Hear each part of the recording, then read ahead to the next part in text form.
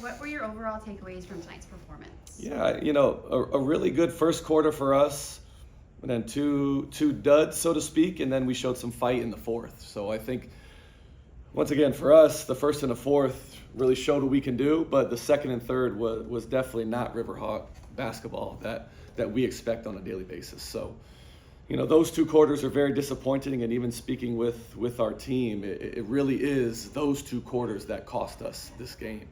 So, getting back to the drawing board and seeing, the first and the fourth, what really worked well there, but also too making, different adjustments for those second and third, so that when we do play on Sunday, we can make those corrections and get the W as opposed to a close loss like this.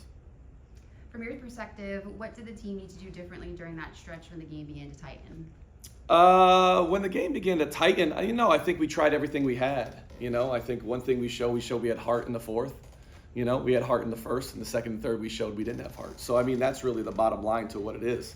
That's something that's internal, that's effort, that's attitude that you can control on a daily basis. So, I think that's the reason why the second and third went the way they did. It had nothing to do more so with the execution or, the lack of scheme, so to speak, on their front or our front. It was just literally the effort was causing those plays to occur and breakdowns to occur. So, execution and effort is another thing we do stress on a daily basis. So those are things that are controllable. Obviously the effort more so than the execution side, but, it comes one and the same. You need to execute as well as give your full effort at all times. With the next matchup coming up, Maine Fortet on Sunday, what will be the main focus in preparation as you turn the page from this one? No, I think utilizing, this fourth quarter especially, we got to watch that. This is the team we are, because we showed it at BU in the second half. We showed it here. So we have quarters of it, but at this level, especially against a mid-major team like Northeastern, you can't just give them opportunities to come back into the game. Played them twice last year at Stony Brook.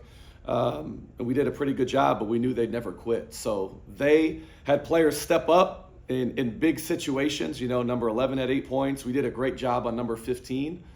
But really focusing on the execution side. But the effort's got to be there. I think that shows heart, and we'll see who really has it coming forward on Sunday. So we're excited for that next opportunity. And, we have a big week ahead next week too. Sunday, Wednesday, Saturday. So we'll be ready to go for sure.